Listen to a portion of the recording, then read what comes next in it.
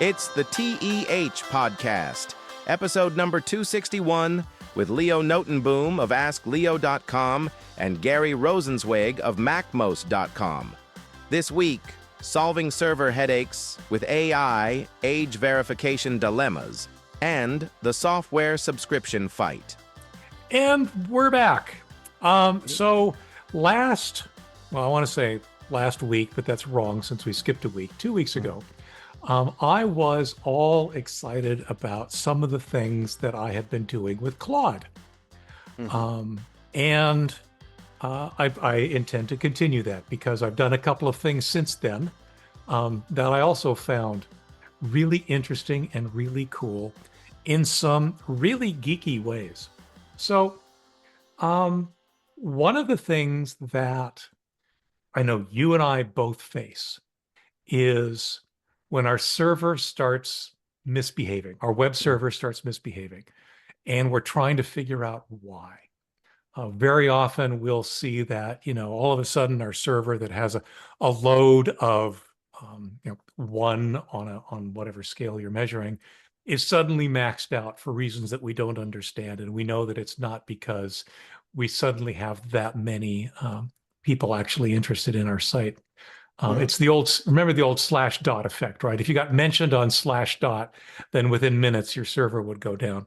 That it's never happened to me, but it's also one of those things that I don't think happens as frequently anymore for various reasons. Now, the approach that I would have taken in the past was to, take a look at some server reports, take a look at the status from the web server software itself. I tried something different this time. I downloaded the raw server log.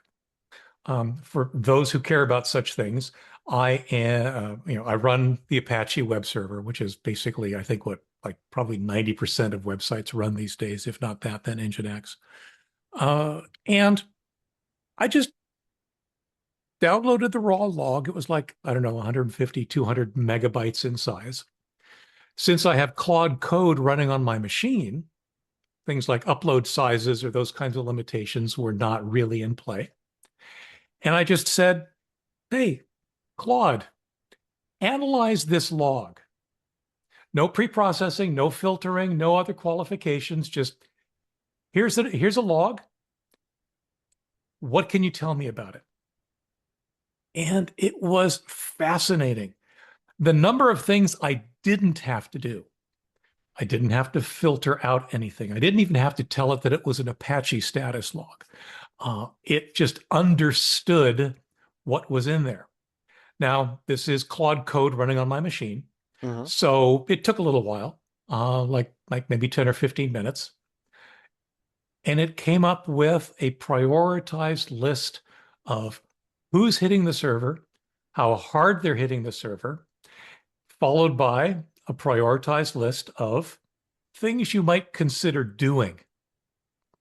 Now, what cracked me up is that I was my own worst enemy. The number one cause of the load on my server was my own processes. When you're running WordPress, there's a thing called WP cron, and it actually kicks off every time somebody visits the website. So it has kind of this magnifying effect on any kind of load that happens. The alternative to that is to disable this automatic WP cron and then set up your own timer to fire it off at a more reasonable rate. Once every 5 minutes. Yeah. Once every 5 minutes is plenty, not every single call. So it told me, 10% of the hits on your website are this WP cron call, and the call is coming from inside the house. Right. And it's, again, probably like you, I manage enough web servers that, I should do this. But apparently for that particular site on that particular server, I had overlooked it, and we had reached this point of threshold where all of a sudden it was becoming significant. I went in, I did the thing, I set up cron on its own timer every 5 minutes, like I said, and sure enough, Web server became significantly more manageable. It also gave me a list of suspect IPs and IP ranges for things that were hitting the server particularly hard. One of the things that I think all servers these days are getting hit by pretty hard are spiders and AI scrapers. And sure enough, here's an IP address that has hit your website like 500 times in the last hour. And it's been asking for things that don't exist, which is a classic probe. It's looking for vulnerabilities on your website. You might want to consider blocking that IP address and this IP address and this IP range over here. It was awesome. It was very, very impressive. So I was doing that on essentially effectively a client's site. And I said, I should do this on my own site on askleo.com. And sure enough, turned up a list of suspect IP addresses that really had no business behaving the way they were behaving. I added them to the firewall as blocks, and all of a sudden, my server load drops by a significant amount. So it's something that it's really simple to do with Claude code. Just tell me about what's in this log. And it's probably something that I'll do periodically because, of course, as we know, the attack changes all the time, and there's always, some new player coming on the scene. But I just thought it was a fascinating and easy way to identify some of the things that in the past have been difficult to identify. Yeah, I've used it many times for exactly that, Really? but not recently. Well, not exactly. I mean, going through the logs, Mhm. figuring out what it is, not messing around. Because boy, I used to mess around with trying to figure out what was in there. Right. But just giving it a chunk and just saying what's going on here. Sometimes with the information that I've got, like things are running slow, or I'm getting this error, or something's not working.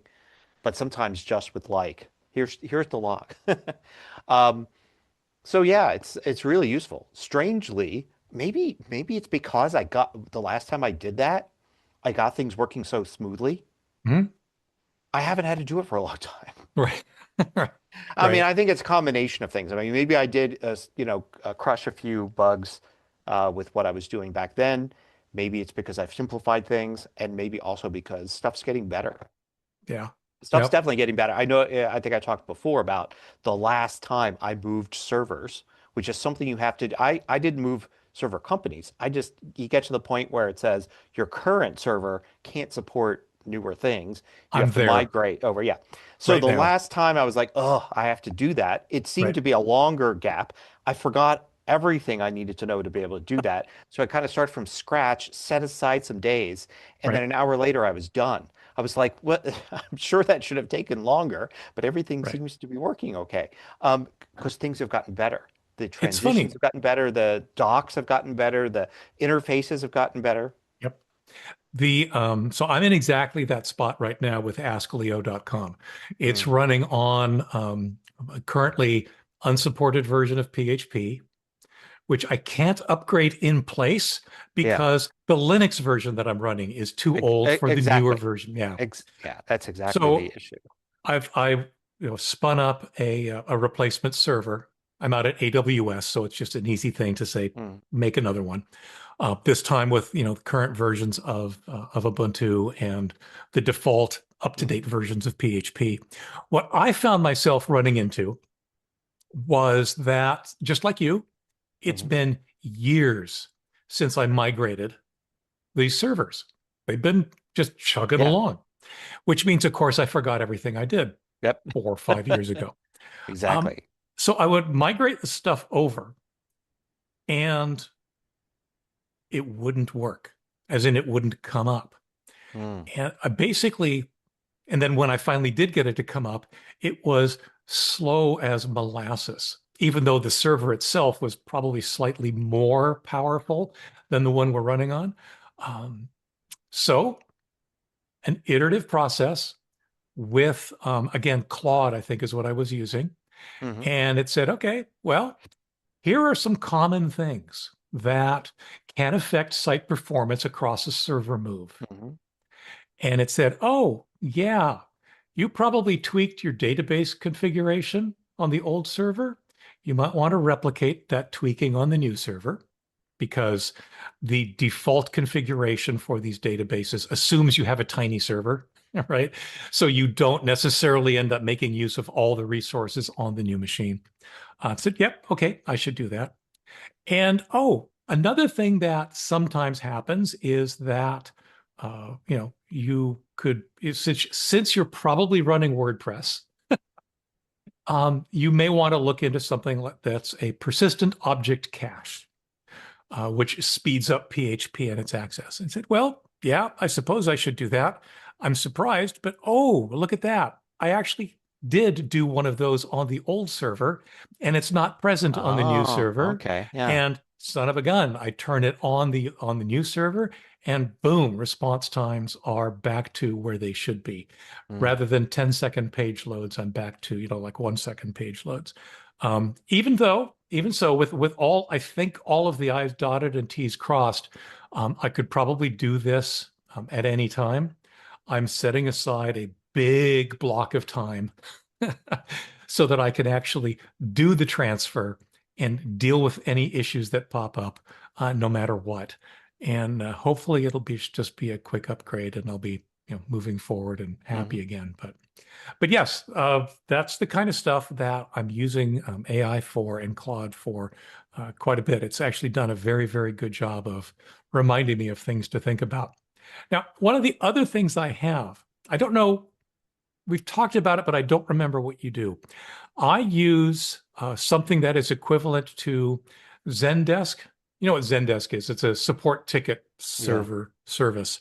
I have an open source version of that called Free Scout. It's installed on one of my servers.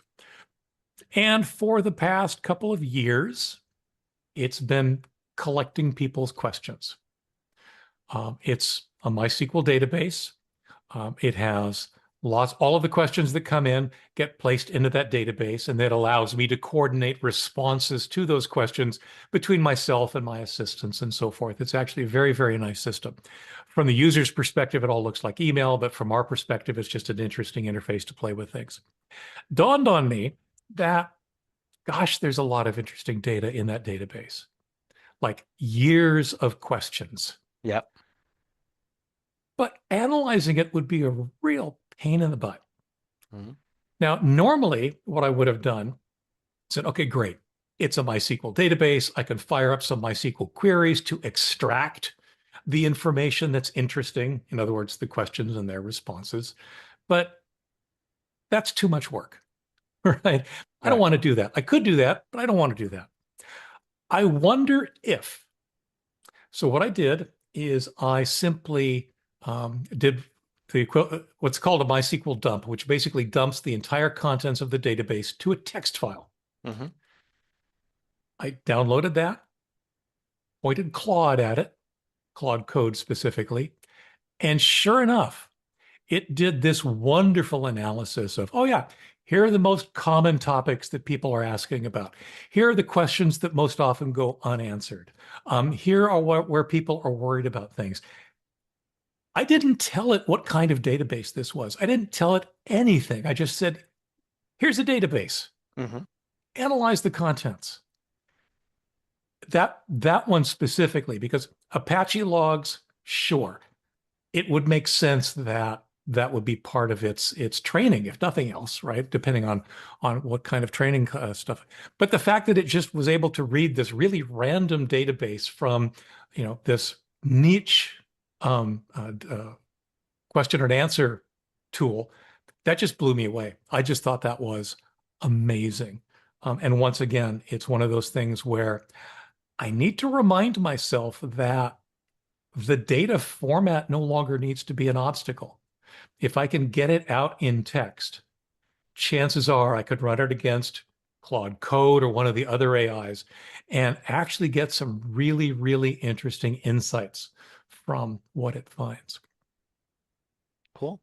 Yeah, I've been playing around, starting to play around with Claude Code. It's interesting. Probably, I mean, I've been doing a lot of vibe coding, something maybe we'll talk about later or maybe next week. And Claude Code seemed like that there might be a few pain points in dealing with regular large language model vibe coding that Claude Code might solve, being able to just update the code on the fly and stuff. Right. But I'm kind of cautiously starting to dip my toe Sure. in with Claude. And actually, just this last week, I started subscribing to Claude in addition to ChatGPT. I think I had, well, no, I know I had before, some time ago. I had had a subscription, mostly back in the day when Claude was known as the one that wrote better. And now it's starting to get a reputation as maybe the one that codes better too. It writes code better. Yep. Yeah. So, I'm trying to just, diversify between ChatGPT and Claude. I think I mentioned a couple of weeks ago, I found it fascinating that if you watch Claude do its thing while it's processing whatever I handed it, it's generating code, it's running code, it's generating some more code. I mean, it's just fascinating to watch. Yep. So, Yep, and yeah, like definitely. you, I did end up subscribing to Claude, mostly so that I could get access to Claude Code in its current form. I'm actually letting ChatGPT go. It doesn't have the added value for me anymore. The big thing for a while was its ability to generate images, which, through DALL-E, but I'm finding that Gemini and Nano Banana actually do everything that I need once you kind of learn the nuances of how to prompt it for what you want. And as it turns out, I've got a subscription to Gemini because I've got a subscription to another Google service that includes, hey, subscribe to this and we'll throw in Gemini for free or something like that. So I've got one of those bundles. So that's actually been pretty fascinating. All right, one more stupid Claude trick. Yeah. I was writing an article in my personal blog about writing. It's basically tracing how I started as a writer over 50 years ago, as it turns out, which surprised even me. And some of the steps along the way. And it dawned on me as I was talking about something that I had done at a company that I worked at for a couple of years before Microsoft. I actually published a newsletter. I thought to myself, I suspect that those newsletters, hopefully I have copies of those newsletters in my basement in a box somewhere, as one does. And sure enough, I was able to find them. I ended up scanning them all, and along with some other information about this really small niche company that was doing Z80 processor data entry terminals. Yeah. And I even went whole hog. I went in and uploaded all that stuff to Internet Archive. So while I was in that box, I ran across a journal. In fact, I'm showing it to Gary. You won't be able to see it if you're listening. It's actually a handwritten journal it starts in 1979. I refer to my now wife as fiance to give it some context. Oh, wow. Yeah. And I was looking at it, and it actually had some really interesting things to say. I was surprised at how lucid I was for a 22-year-old.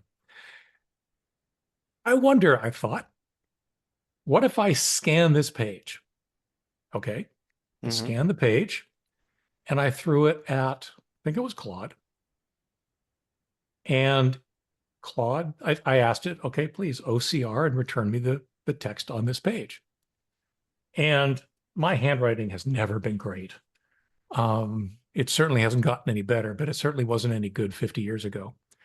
And Claude just pooped out. Yeah, here's the text on that page. Well, then I got to thinking, as with most of my journaling efforts, it only lasted about, I don't know, maybe 30 pages over the course of 3 years. So it wasn't, I don't journal often, but I wonder. So I scanned each page in turn. So I've got the entire journal scanned. It's all my handwriting. And I just gave all of the images to Claude. And I said, okay, reconstruct this, make this, give me OCR this and put it together. And it just did. It just gave me the text of my 50-year-old journal in text form. I've got it, a piece of it.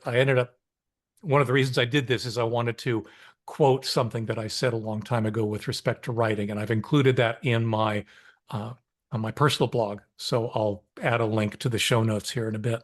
But again, I just find it fascinating that take a picture of a handwritten page, throw it at AI, and boom, you've got editable text, which again just blows me away. Wow. I'm gonna have to try that. I was just looking while you're talking, and I've got a handwritten journal when I drove cross country through Australia in 1996. Okay. And it's handwritten journal, Uh-huh. and I scanned it in at some point. Oh, cool. Okay, That's here good. too. 2011, I scanned it in, Uh-huh. and it is, yeah, my handwriting is horrible, but the whole thing is here scanned in, many, many, many pages. Uh-huh. All right. It's an interesting project. Yeah. There's other things that I could do this too, but there's just really no point. But this whole journal where I start journaling when I'm 22 is just kind of fascinating to me. And I decided I just wanted to read through it all and see if this exercise would work. And it did. Cool. So, Yeah. next topic. Yeah. Speaking of age, prove that you are not a minor. Prove that you are of age. That turns out to be a very, very difficult problem. Many sites simply rely on your honesty, right? They say, are you 18 or over? Sure I am. Okay, Yep. Of you're course. in. But of course, that hasn't been good enough. And I think it's Great Britain that actually has been spearheading and in at least one case enforcing the requirement that some sites verify the age of their users so as not to accidentally expose those younger users to inappropriate content. Discord is one, Reddit is another. And indeed, there's plenty of age inappropriate content on both of them. But the whole concept of how you go about proving that someone is a certain age is fraught with peril. You've got some great points here. I'll let you run down those, but I just find this, I'm not sure that this is really a solvable problem. Yeah. Yeah, I know what you mean. It's not, so it's not only is it not a solvable problem, but it's so intricate that even I was trying to come up with, a simple solution or a simple like way of looking at it. And I kept running into things that I hadn't thought about before, like an article that came up, it was like a group of articles, none that I want to actually put a link to or anything, but about the negative aspects of the whole thing. Right. So yeah, so you have to do age verification. So how do you do age verification? Well, you have to get some sort of positive identification of who you are. And you could do a lot of things for that. You could upload a driver's license, for instance. You can enter in identifying information about yourself that links then to government databases that can then verify your age. A lot of stuff like that. All of those have the big problem. Hey, what about privacy? I was going to say, you're uploading sensitive information here. Yeah, if you're like a parent and you're worried about your kid, it's easy to look at it from that direction. But if you're like 35 or 55 or whatever it is, and you just want to read a forum on, tech coding tips or something, right, and it's asking you to prove your age, and to do that, you have to actually identify yourself. And you're like, no, I wasn't up for that. I don't want, my full identity to be stored with this website that I just discovered, So that's like a big problem is like, it's not just identifying the 16-year-old, it's identifying the 55-year-old too, because you don't know what anybody's age was before they identified themselves. So on the one hand, you've got privacy advocates and lots of people that are, want to keep their privacy online, not necessarily because there's any real reason for it. It's just that on the other end, there's a website that they don't know if they can trust. Right. So you run into like codingtips.com or whatever, and you're like, oh, I have to give them my identity in order to go further. I don't know this site well enough to give them that information. Right. And I've been taught for years now that I shouldn't be sacrificing that information to just anybody, right? Right. So then there's the problem. And it's got nothing to do with kids because you're not a kid and the site doesn't have kids content. But now the laws all say that, all this has to happen. So you've got the issue of privacy on the one hand, butting up with protecting kids online. On the other hand, you can't just verify the age of the kids. You have to verify everybody's age in order to know who Right. are kids. Right. And there are other aspects of it. Like one interesting one I came across was political speech. In Australia, right, it's been in the news a lot. They passed a new social media law saying no social media for kids. I don't know if it's 16 and I under think or it's under 16. 16. Yeah. Yeah. At 16, I don't know if it includes 16 or not. Yeah. But one of the things that had never even occurred to me to think about was people hitting back there with, well, they've just eliminated kids from the political speech there. Right. Because there's no political speech going on outside of social media online. I mean, Right. political speech online is all on social media. So Right. now if you're 16 or 15, you can't participate in that anymore. You can't organize anymore. And there are certainly plenty of kids in high school, of high school Yep. age, that are Yep. participating in protests, that want to make their voices heard and want to stay informed as they're getting close to the age where they can vote. And suddenly they're cut off from that. So their freedom of speech has been, impinged in the name of protecting them from things they shouldn't see or being influenced by people. You've now cut them off completely from politics, Right. which is Right. not necessarily something you want to have happen. So an unforeseen circumstance there, and probably something that will mean it would never, something like a 16 age cutoff for social media will probably never happen in the United States, and may not last in Australia. It So will be there's interesting to that. see what happens down under, just to see if it Yeah, does yeah. last. Right. I mean, they could always, with a much smaller population and stuff, they could always probably maybe find ways to still continue it. But I don't see it happening in the United States, and maybe not in Europe. I don't know. But I mean, it is certainly a Well, problem I didn't think of. it's kind of sort of happening in Europe, right? I mean, not Yeah. the EU per se, but it's Great Britain that's having this trouble. I think they're actually suing Reddit for Well, yeah. not having done the right thing. Well, yeah, the stuff going on there is that those companies, Reddit and Discord, right?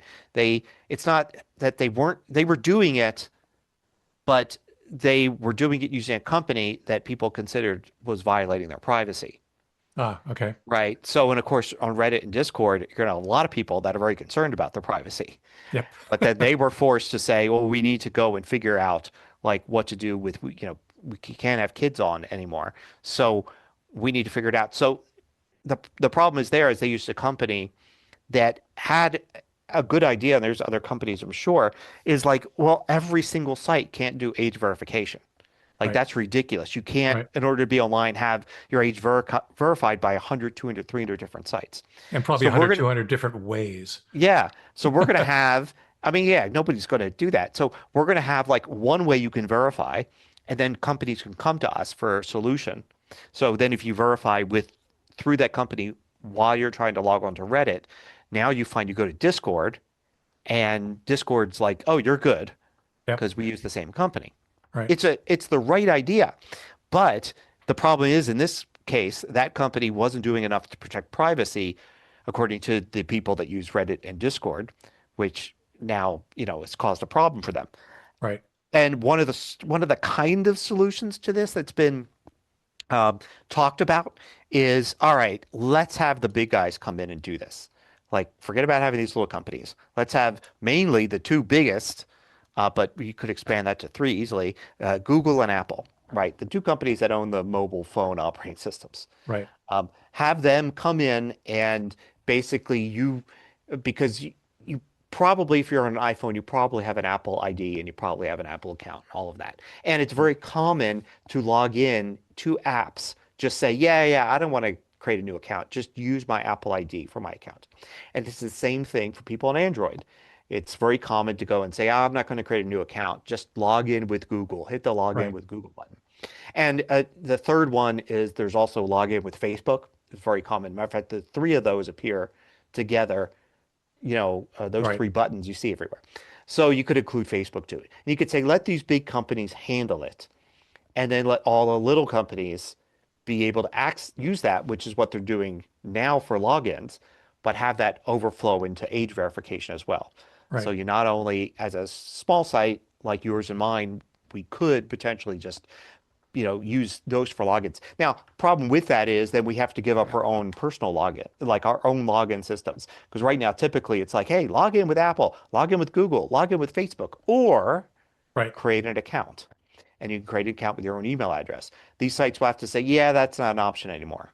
Well, do they though? I mean, I was thinking about that as you were talking about it, and I could easily see the age verification requirement insisting that you have a Google account or Okay. an Apple account or Yeah. whatever. But that could be like just for age verification. It might be associated with your login account.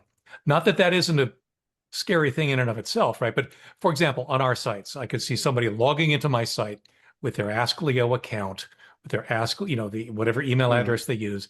And then at some point we have to say, well, we need to verify your age. Please log in with or use one of these third parties, Google, Apple, Yeah. Okay. Facebook, Okay. um, for me to get your age token, right? And maybe it's a one-time thing, and I just store that in your record, and we're done. Mhm. But it doesn't necessarily mean switching over the entire login infrastructure. The part that concerns me the most Mhm. is the loss of anonymity, right? Yeah. Yeah. People Sure. can't. I mean, the implication, as I understand it, is that you have to be logged in order to see the content from these age-gated sites. Again, regardless of how old you are. That, like I said, removes anonymity completely. That's frustrating at best. Oh yeah, and also these companies, I haven't read. I'm sure they're not going to have spokespeople come out and talk about it. But why would they want to do this? Like they're just going to be punching bags, right? Because there are going to be people on one side saying, "Oh, now you're violating our privacy," and people on the other side saying, "You're not doing enough to protect children." Right. Oh, yeah. And and with no financial gain, right? They'll be like, Yeah. oh, okay, so we're gonna have a team of like 50 people working on this from now on, and all they're gonna get is grief from both sides. And we'll have a few government officials and a few activists all being happy with us, and the rest of the world not liking it. It almost seems like it should be, and this the kind of thing rarely happens, but some sort of consortium that should do it, like the Unicode Consortium, like Right. some sort of nonprofit international organization that handles this. And the idea is a bunch of big companies, Apple, Google, Facebook, Microsoft, and all that, blindly give a bunch of money. It's a drop like change in the couch compared to what these companies make, Sure. but Yeah. give it just like they do with Unicode Consortium and other things, and say, here you go. You've got this budget. It's an international organization. It's got some bylaws. It's outside of government control, but it's listening to what the governments are asking. The Right. governments are saying, well, this is what we would like. And they say, well, we're going to come up with a solution that hopefully will make you happy so that you don't have to bother the tech companies and the small business people and the websites and stuff. And it's our little mission to do that. That would be an interesting way to go ahead and do it. And we certainly have plenty of examples of things like that existing. They would still get a lot of grief, but they could shrug off the grief because they're not like a company like Apple or Google where they've got reputations and all this. Right. Right. It's like the Unicode Consortium takes tons of grief from people who don't like the emojis, who Right. don't think that they're the right emojis, who don't understand why there are emojis, and all this. And I'm sure the actual people that work there probably say, yeah, it doesn't matter. It doesn't affect us. Whether you like it or not, we still are trying to work hard to make Right. a nice, to unify the character sets worldwide. And it's our little mission.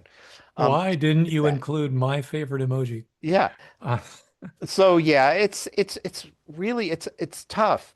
Can you think of an approach to age verification that works?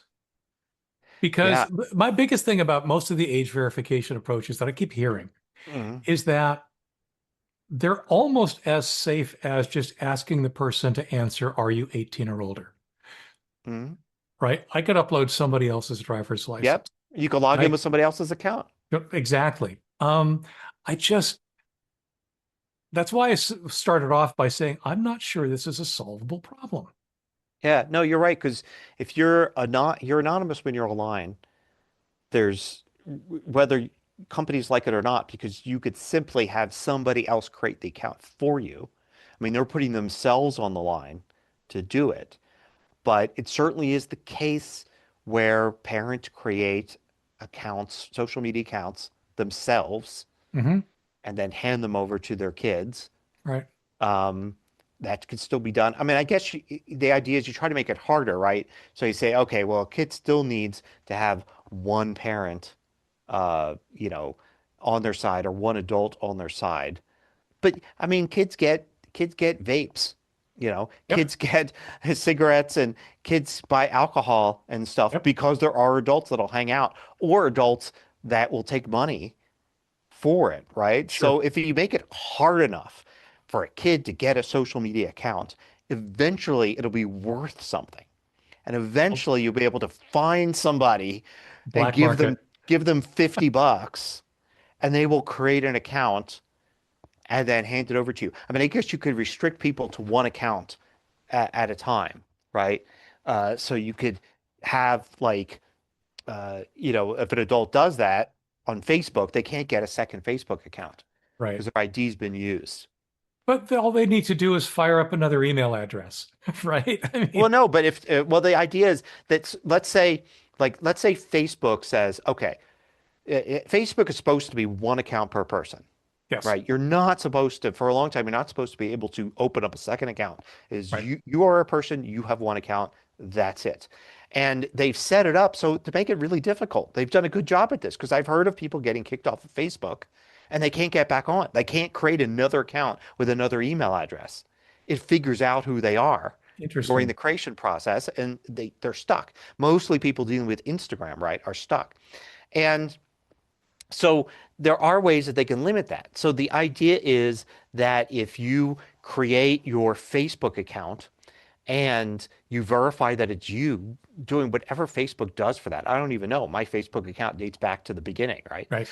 But then if you sell that for $50 so somebody could have an account on TikTok and verification process on TikTok, one of the choices is verify with Facebook.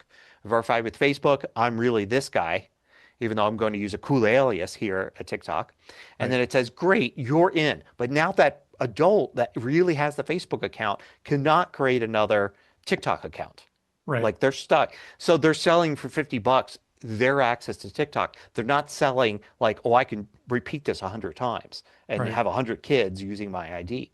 So you could get that far on it, one account per human, and then really, and then you could also you've got government ID stuff. Obviously, everybody in the United States has a unique social security number that you're not supposed to use for anything except for Social Security, except that we do use it for lots of things besides Social All Security, over the place. all over the Yes. place. And that ship has sailed. The plus it's being used for things with really no pushback in lots of cases. And in the case of like protecting children, it would have a lot of pushback. It's like, oh, if that's all it takes to protect children, who cares that our social security numbers are now being used once again as ID numbers. Right. And So heck, you've got that. most kids don't even have social security numbers, but I don't know if that's kind of true anymore, but then that would work because it's like if you're not supposed to be on something and you don't have a social security number, then it matches. You right. can get a social security number as an infant. Oh, I understand that. I'm just Yeah, saying that but most yeah, don't. yeah, Right. it's yeah. I don't know what the current like. I mean, obviously, to get your first job, you do, Right. but there may Right. I be don't know that they're other processes happen earlier that you may need to actually get Hmm. your social security number. Yeah. Um, I don't know, a question for ChatGPT perhaps. But but yeah, I can't think of a perfect way. I can just think of a way of making it such a pain to fake it that it becomes difficult, you know? There's that. Um, my other concern is that whatever process they come up with finally, or processes, if each company ends up doing their own thing, it's going to act as a disincentive to use that service at all, right? Definitely. Anybody that is concerned about their privacy is going to say, no, you can't have this. At which point they're going to say, well, that means that either you can't have an account or your account is forever locked as a teen account, right? As an underage account. As I understand it, that's the default. That's the approach that some of these services are taking, that if you're not willing to verify your age as being over 16 or 18, then we have to treat you as if you're under. Yeah. Right? Okay, what happens if there was an organization you could log into it, create an account, and prove your age, right? Right. Through various things. Right. Through what you could say, oh, just use the Colorado or Washington State database. Sure. Here's my driver's license and all that. You could do it through a federal thing. You could do it. There are a variety of different ways you could prove it. Some of them free, some of them cost, right? Right. Yeah. So you can choose from a menu. And once you have that, you can now got an account with a password, and it's your age is there, you know. Right. And then you go to another site and then you log in, you create your account there, and it says prove your age, and it asks you to log in, authenticate with that service. Right. You authenticate, but that service doesn't share any other information rather than your age. Right. With It your doesn't even have birthday. to, it doesn't even have to share that. It kind of does because it changes. So it's the idea being like, well, what if, you know, you can't just be a green check mark or a red X. Sure you can. Because, yeah, but then Depends on the question you're asking, right? If the service you're trying to sign into that requires verification, all it needs to say is this person older than 18? Yeah, but then you would have to, so then if you were younger than 18, you would have to re-authenticate at some point saying No, it wouldn't automatically know. The third-party service, its job, its one job Yeah. is to store your birth date. Right, To but authenticate. yeah. So yes, every time it gets asked, there's a possibility that the answer changes because you're getting older. Right. But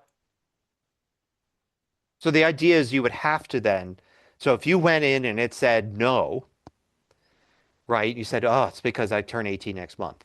right. You would have to have the functionality on that site. And this is Right. something sites are bad at. You would have to have the functionality to go back and say, oh, you still have me as a no, but my birthday is today. Right. Recheck that because it's Yep. going to tell you yes. So as Yep. long that's one way to do it. The other way to do it is just pass a birth. Like it could be a birthday, but it could be the kind of thing where you could specify, oh, I want my exact birthday because that's going to be important soon. Or you could just say, no, just within a year. Right. Right. So I was born in this year. That's all you need to know because that puts me way past any minimum and we're good. And then it records, okay, this person was born in this year. We know that we're set. And then it doesn't get any other information, and the connection between your account at the one site and your account at the site that checks is broken at that point. Like Once you've become old enough. It's just sending you back. You've gone off, you've given it, and it shoots back this little, it sends a token out. Then you add to the token, oh, here's my account information. And then it sends back the token with the age or a check mark. And then it doesn't know what information you gave to that other site. It just knows that it verified you. And so at that point, the idea would be that you can't fake it. You could only use somebody else's, but that would only work one time. Like somebody would sell you that. Right. then they've lost it. But So somebody couldn't get rich doing it. They could be like, here are the top 10 services. I'm going to do it. I'm not going to use any of these top 10 services. I'll sell each for $50. I made right, $500. I've made the sum total of all I could ever make doing this scam, right. and it's over. And one person was able to slip past, and that's it. Yeah. Not everybody slipped past or everybody used this technique. It's just like a few people slip past, and it's still illegal. It's still like get caught, get banned from the service forever from both ends, Oh, that right, of kind of course. thing. But There's still as we consequences. as we know, just because it's illegal doesn't mean people aren't going to do it. Sure. The concern I still have is that in your scenario, you've got a third party who Yeah. is charged with validating, verifying, confirming your age. Everybody has to trust them Yeah. completely. And I'm not convinced. I mean, that's essentially the same argument as saying, well, Apple and Microsoft and Google should do it. Granted, we all have reasons not to trust those companies, but it's no different than this random third party.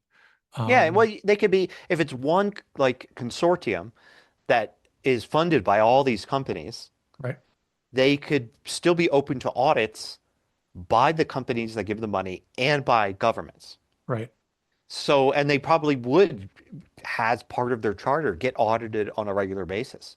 right, And that actually would be like the main point of the whole company would be to have everything be so squeaky clean, because half of what we do is this age verification. The other half of the thing that we do is submit ourselves to audits.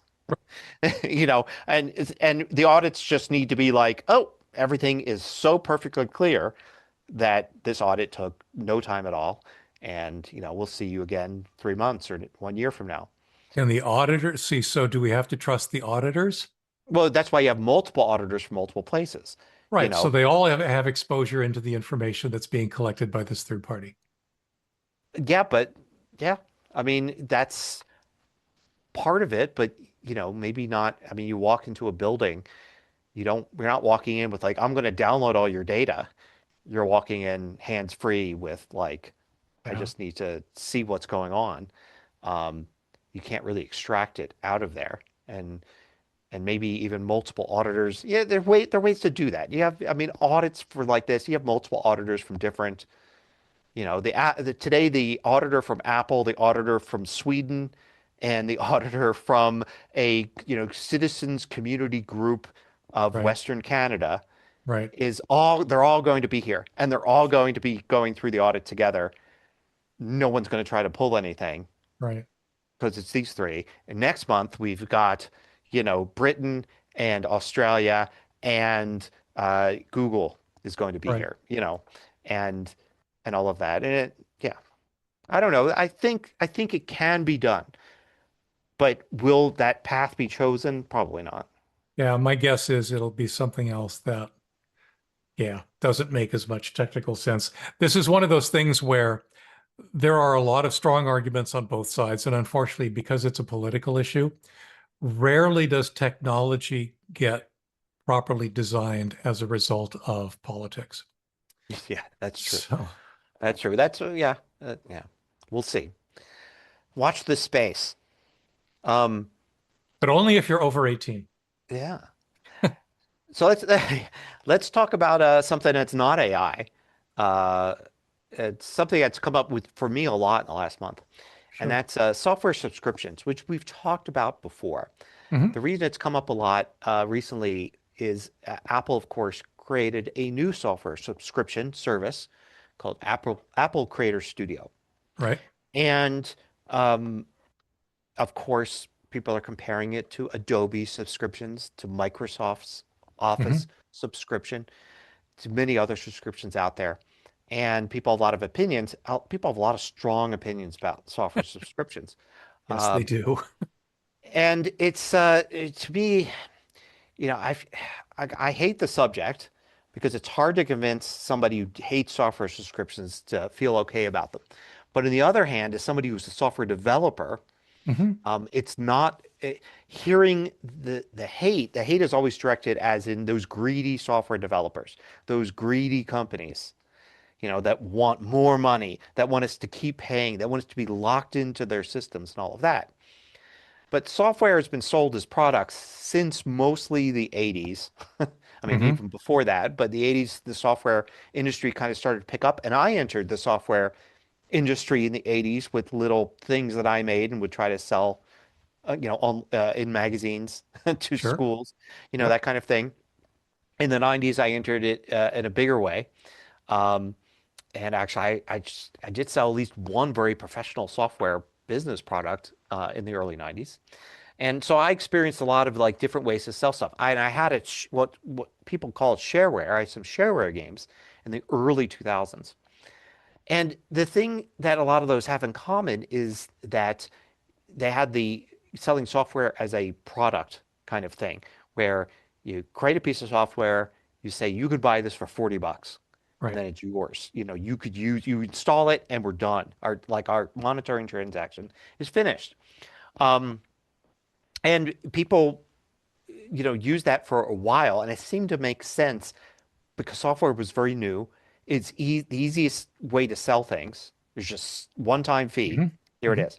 Um, However, it was not sustainable. It took a while for software developers um, to figure that out. One reason is because technology moves so fast. I mean, if you sold a cool piece of software that ran on the Commodore 64 in, in 1986, hmm you didn't care that much about like, oh, people will be using it 20 years from now, because people wouldn't even be using it 20 months from now, right?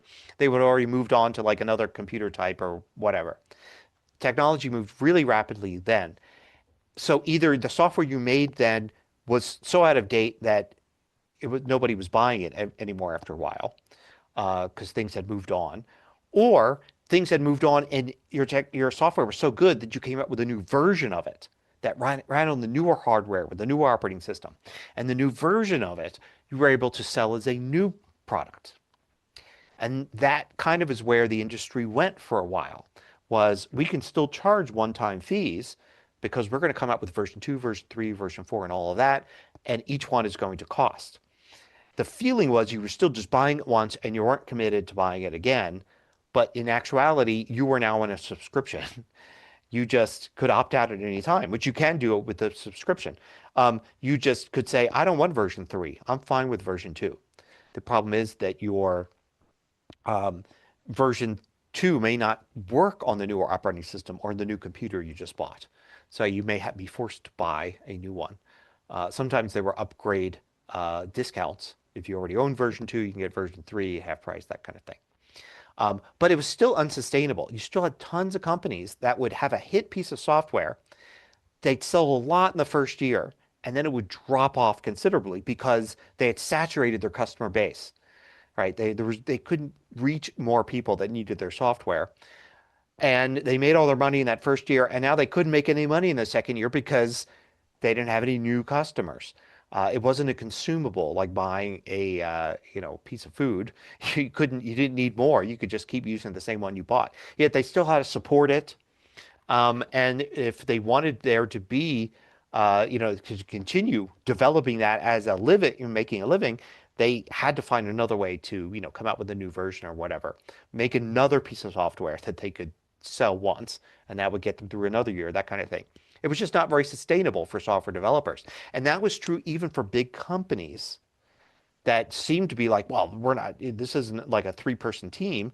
This is a big company like Microsoft, like Apple, and all that. You still have a team that still needs to justify itself. And if they sell 1 million copies of their piece of software the first year, but 100,000 copies the second year, because everybody bought it in that first year, hmm there were going to be layoffs, right? People couldn't keep working on that software because there was nothing new to do. You've made all your sales. Now it's just maintenance moving forward. So software subscriptions kind of became inevitable as the only way to really have a sustainable industry where people could build software and maintain it, not have to pull out tricks like there's a new version out this year and you have to pay Right. again. Um, and continue to support it and all that, and stick with the same piece of software too. Not say, well, I've moved on from that because I can't make any more money with that. I have to make another piece of software that does something different. So now you've got that, but then of course, every time people switch a product from one-time sale to subscription, people get angry. And Yep. it still kind of makes sense when you have a new piece of software to sell it as a one-time fee, because you don't even know if it's going to work. Like, you don't know if enough people are going to buy it. So you Mhm. say, hey, okay, I have a new app. It's $30, buy it. And then all of a sudden it's a hit. And now you're like, oh, now I'm going to have to switch to subscription if I want to keep it going Right. in the long run. And that's kind of my take on software subscriptions, is people were already doing that because they were paying for new versions. Software subscriptions are it's just what's needed for there to be good software out there. And they also have their upsides. So Apple Creator Studio, for instance, the main three apps that you get are Final Cut Pro, Logic Pro, and Pixelmator Pro. And they were previously $400, $200, or was it 300, 200? Anyway, they were a couple $100 each, and Pixelmator was like 50 one-time purchases.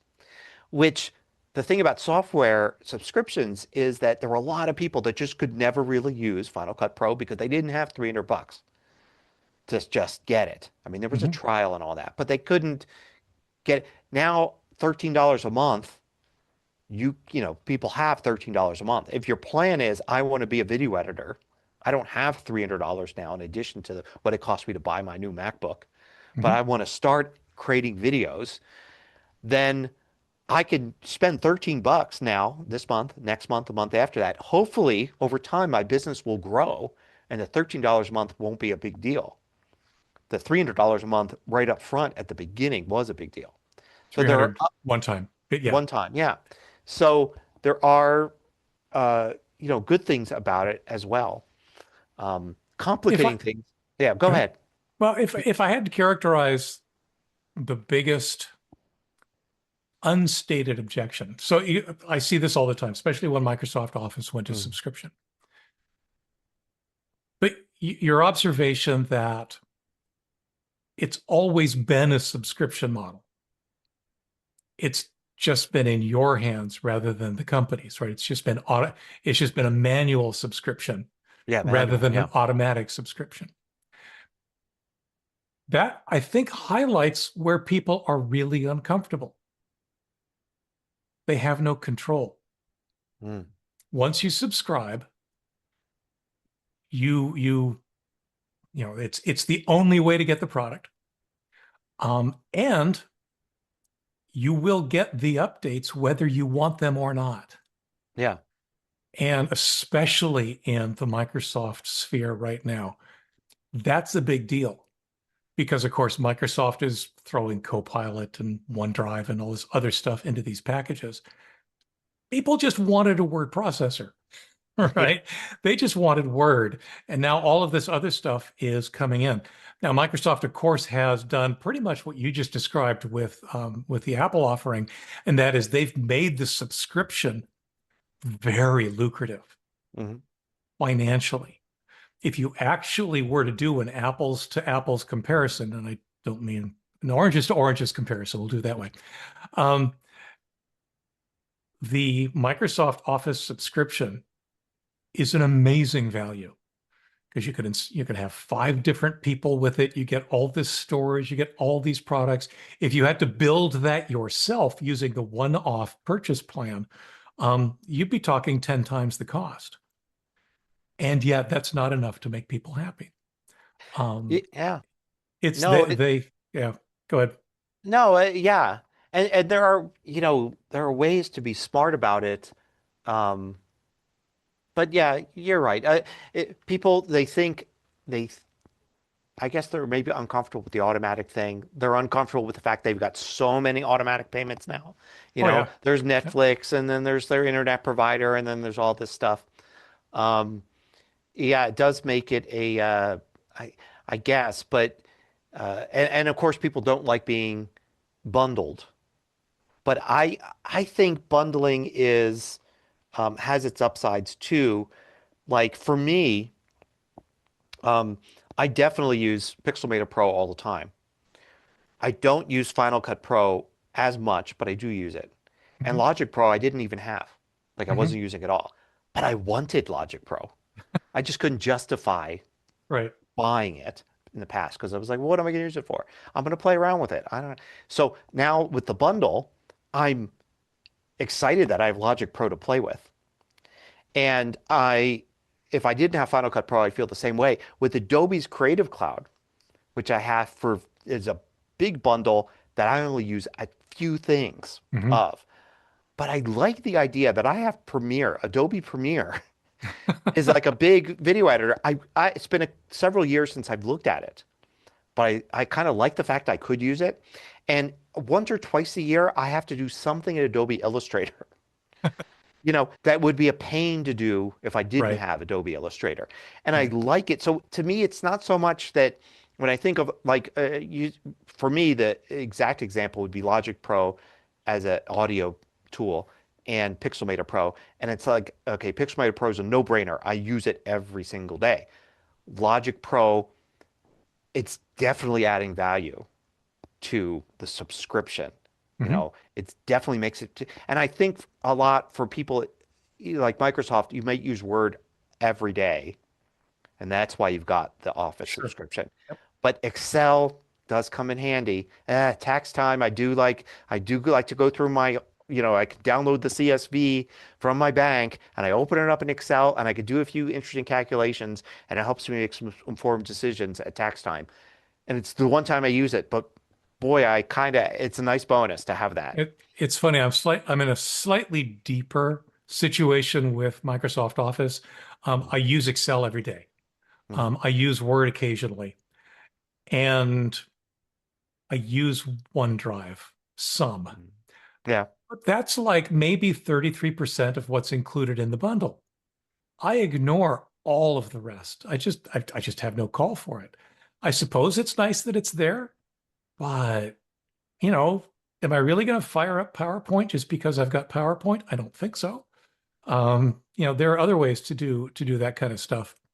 Um, the to go back just briefly to the cost thing, um, I have characterized Microsoft Office Hmm. as the cheapest way to get a terabyte worth of online storage. Yeah. In other words, if you want online storage, you can get a terabyte for $99 a year, I think it is. Oh, and by the way, they throw in all these applications as well that you can ignore if you choose to, but you've got online storage. Um, I don't know. It's tough. I get what you're saying about developers needing to be paid, because I was one. But the counter argument, if you will, Hmm. is that open source alternatives suffer from roughly the same thing Mm. with less revenue, right? They're not doing a subscription model for the most Yeah. part. They are doing repeated versions, Hmm. and innovation development hasn't stopped because they don't have a subscription model. Um, So I don't know. I don't know. And it's also really, really hard to take a look at companies like Microsoft and Apple and Google with their record corporate revenue saying, well, yeah, but they need the subscription models to stay afloat. I don't see it. Yeah. Yeah, maybe. I mean, there are, I like to, I've been getting a lot of comparisons between, Apple Creator Studio. Like people say, oh, compare it to Microsoft, it's blah, blah, blah. I'm like, well, the one you're comparing to is an Office suite, Right. 3 Office apps. Apple's is 3 creative apps, video, audio, and image. But because Apple says we've got extra stuff for Pages, Numbers, and Keynote, people then tie it into Office. And it's like, no, Pages, Number, Keynote are still free Right. on Mac. Right. You can't compare to Office, which has three, centered around the flagships are 3 Right. Office apps. And the flagships of the Apple one are 3 creative apps. Um, you could try to look at Adobe's, but Adobe's got like a ton. There's like 20 some apps in there. Oh There's yeah, a it's an whole there's a amazing number of suite. things. Yeah. Yep. And then it's a lot more expensive too. And then Canva has got a subscription, which Right. also overlaps some things that Apple's doing, but not quite. Like Canva, there's nothing like Final Cut Pro on Canva. The biggest value, without a doubt, on Apple Creator Studio is Final Cut Pro. Hmm. And there's nothing in Canva like that. Right. Like, a full-fledged video editor, build a Hollywood movie app. Um, So it's frustrating. I've just started, and what's one of the things that's frustrating for me is I've left the point where I'm doing videos about the Creator Studio. Like, I did a video, is it worth it? Another one, it's like, you can still keep using Pages, Numbers, and Keynote, you know, uh, without the Creator Studio stuff. I've left the topic of what is the Apple Creator Studio behind, and now Right. I'm dealing with like, oh, here's a what you can do with the Apple Creator Studio tools to help you with presentations. So it's using some of these tools in in an app, and I'm still getting comments by people commenting on how they feel about software subscriptions. Of course. And I've just started deleting them because I have if it's not on topic, I delete it. Hmm. And it violates a few of my other rules as well. Um, and so I'm like, no, this video was supposed to be about creating presentations. I'm not treating Apple Creator Studio as like, should you get it? Should you not get it? What are the advantages, disadvantages? Nothing. I'm like, we're building presentations and I'm showing you that using some of these tools. If you Right. have feelings about software subscriptions, create a blog, create a Substack on software subscriptions and post them there. Anyway, Yeah. I don't think it's a problem that's going to go away anytime soon. yeah. I think We I all think it's getting better. I think it will have to get better because they're not going anywhere. Software true, subscriptions are sticking around. People are going but to you get know more and what? more used to them. The com the And com the complainers are sticking around. I have to get more and more used to them. They're not going away. Um, and yeah, it's like I said, it's almost goes back to what I was saying earlier about the other problem. I'm not sure it's a solvable problem. I don't think you're going to make everybody happy. Um, yeah. yeah. On that note, On what's that note, I should what's say cool? that, well, two things are cool. One is that while we've been talking, my entire handwritten Australia journal has been transcribed from the handwriting by Oh, Claude. awesome. Is it Uh, is it halfway accurate? I think so. I mean, we've been talking, so I really haven't been able to Of look course. Of at it. course. I could read it, which I can't read my own handwriting, so that's kind of nice. Um, the I got excited because I thought at the end that it actually totaled up how many miles I traveled during the trip. Right. And then I thought, well, then I got mad because it's like I didn't ask for that. I just said, give me a Oh, right. and then I Right. looked at the PDF and no, that was me in 1996 actually totaling up the miles. Oh, So it did stick to that. So I'll have to review it. And now that it's readable, I'll have to read it and see if how many mistakes it made or if I can tell. But so my one of the real, things yeah, I've done along these same lines, and you might have some fun with the AI. What I do with a lot of my video transcripts is I'll yeah, go ahead and I'll grab a transcript from my video, be it a YouTube captions or run it through one of the speech to text tools, and then I will ask AI, okay, this is a transcript. Don't change any of the important words, but clean it up. yeah, yeah, And it does a really, really nice job. Oh, and since most transcripts like that come through as either blocks of text where the breaks between blocks make no sense, or it's just one big monolithic block of text. So you know what? Clean it up, add paragraph divisions where it makes sense, that kind of stuff. And the results have been really, really impressive. So that might be a fun thing to do with this transcript or with this OCRs. You know what? Here's my original journal. Clean it up a little. yeah. Or I might just ask it for information, like give me a bullet list of all the places I visited Sure. instead of Yep. making me search through them and stuff. I mean, Yep. I'm gonna try to have it draw me a map Oh, neat. of the route and let's see what it comes up with there. But my real ain't it cool Yeah. was I have been watching the Night of the Seven Kingdoms, Hmm. the latest side story from Game of Thrones. Right. And quite enjoying it because to me it's Game of Thrones, but it's also the opposite of Game of Thrones because Game of Thrones throws you into this whole world where you instantly hit with like things you need to know about like houses and families and politics and like you got to keep it straight and all that. Right. And then this story is fully a like you don't need to know anything. There's just a guy Yep. and he wants to be a knight. Yep. Go, and I love stories like that where it's like, oh, I don't feel like I needed to, I needed to do that. So, yeah, that's pretty cool. I'm simply going to echo that. Are you done with it? Have you watched the whole Yes. thing? Oh, Okay. no, I'm not. I'm not. I think I'm a couple episodes behind. So yeah. Oh, okay, Fine. cool. Well, then I won't spoil anything Yeah, for don't you. spoil anything. You better not.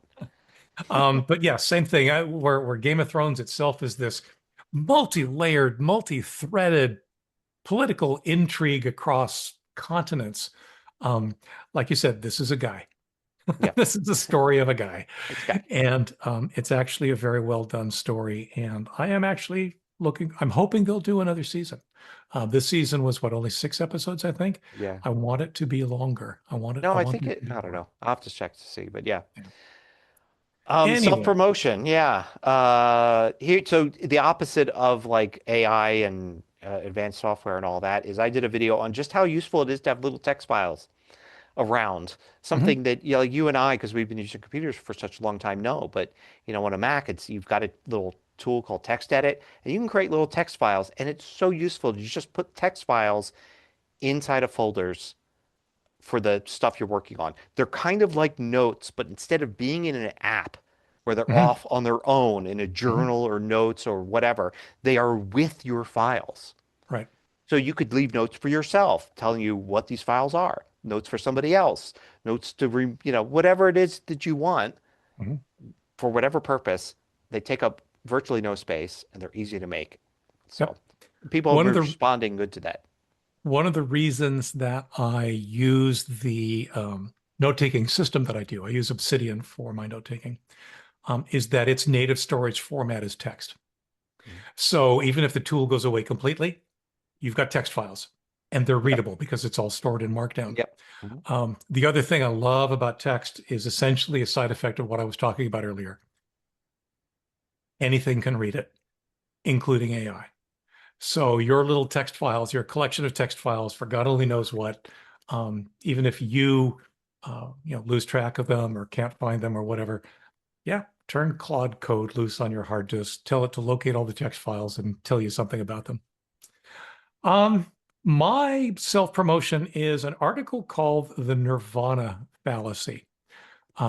It's askleo.com/179344. It's something that you and I have talked about before, except we haven't given it a name. I had a reader give it a name, and that's the reaction that if something isn't perfect, it's crap. So if the application you're using has some silly thing wrong with it that you really, really hate, it's not the thing that's wrong anymore. It's the entire application, and you throw that baby out with the bathwater. The example that I end up using in that article is someone who was complaining that I think it's File Explorer wasn't displaying file sizes in his preferred notation, and it wasn't an option. Therefore, File Explorer was crap. And that path just leads to more and more frustration. Nothing is perfect. You got to come to grips with that, and you'll have a much, much happier life if you can tolerate a little bit of crap in applications. Interesting. I'm going to read through your article and look into more about this. Add it to my list of things like the XY problem Sure. and other Yep. kind of ways that philosophy and technology kind of intersect. It might make it interesting, like grouping. Yeah. Yep. Yeah. Of course, I link to the Wikipedia article that talks about the more general concept of the Nirvana fallacy. Of course, I'm looking at it specifically from a tech perspective. Yeah, definitely. It's interesting. Cool. All righty. I think we've done another week. As always, thank you everyone for listening, and we will be back again real soon. Take care, everyone. Bye-bye. Bye. The show notes for this week are at tehpodcast.com/TEH261. If you have a comment or question for us, be sure to leave it on the show notes page. The TEH Podcast is hosted by Leo Notenboom of AskLeo.com and Gary Rosenzweig of MacMost.com, and edited by Connie Delaney. I'm your synthetic announcer, Adam, from 11labs.com. Thanks again for listening, and we'll see you here real soon.